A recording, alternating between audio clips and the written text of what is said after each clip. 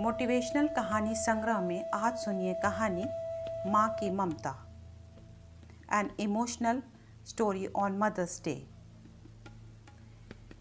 एक छोटे से कस्बे में समीर नाम का एक लड़का रहता था। बचपन में ही पिता की मृत्यु हो जाने के कारण परिवार की आर्थिक स्थिति बड़ी दयनीय थी।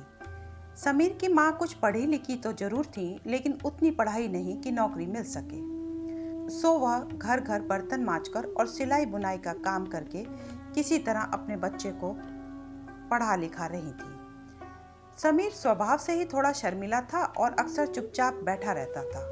एक दिन स्कूल से जब वो लौटा तो उसके हाथ में एक लिफाफा था।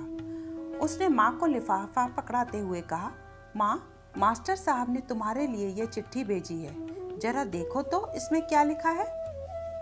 माँ ने मन ही मन चिट्ठी पढ़ी और मुस्कुराकर बोली, बेटा, इसमें लिखा है कि आपका बेटा काफ़ी होशियार है। इस स्कूल में बाकी बच्चों की तुलना में इसका दिमाग बहुत तेज है और हमारे पास इसे पढ़ाने लायक शिक्षक नहीं है।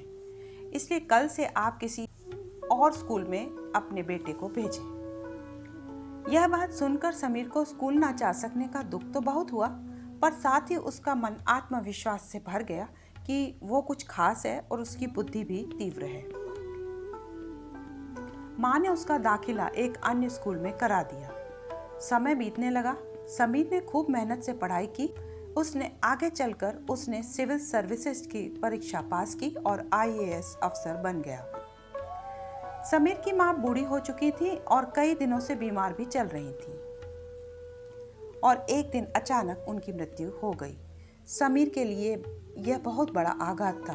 वह बिलक बिलक कर रो पड़ा। उसे समझ नहीं आ रहा था कि अब अपनी माँ के बिना वो कैसे जिएगा।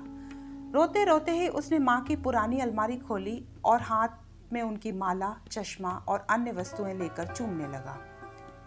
उस अलमारी में समीर के पुराने खिलौने और बचपन के कपड़े अब तक संभाल कर रखे हुए थे। समीर एक एक कर सारी चीजें निकालने लगा और तभी उसकी नज़र एक पुरानी चिट्ठी पर पड़ी। दरअसल ये वही चिट्ठी थी जो मास्टर साहब ने उसे 18 साल पहले दी थी। नम आंखों से समीर उसे पढ़ने लगा। आदरणीय अभिभावक, आपको बताते हुए हमें अफसोस हो रहा है कि आपका बेटा समीर पढ़ाई लिखाई में बेहद कमजोर है और खेल कूद में भी भाग नहीं लेता है। जान पड़ता है कि उम्र के हिसाब से समीर की बुद्धि विकसित नहीं हो पाई है, अतः हम इसे अपने विद्यालय में पढ़ाने में असमर्थ हैं। आपसे निवेदन है कि समीर का दाखिला किसी मंद बुद्धि विद्यालय में कराएं अथवा खुद घर पर रखकर इसे पढ़ाएं। सादर, प्रिंसिपल। समीर जानता था कि भले अब उसकी माँ इस दुनिया में नहीं है, पर वह जहाँ भी रहे उनकी ममता, उनका आशीर्वाद सदा उसके साथ बना रहेगा। दोस्तों, रुडयार्ड किपलिंग ने कहा है, God could not be everywhere and therefore he made mothers. भगवान सभी जगह नहीं हो सकते, इसलिए उसने माएँ बनाई। माँ से बढ़कर त्याग और तपस्या की मूर्त भला और कौन हो सकता है। हम पढ़ लिख लें, बड़े होकर कुछ बन जाएं, इसके लिए वो चुपचाप ना जाने कितनी कुर्बानियाँ देती हैं।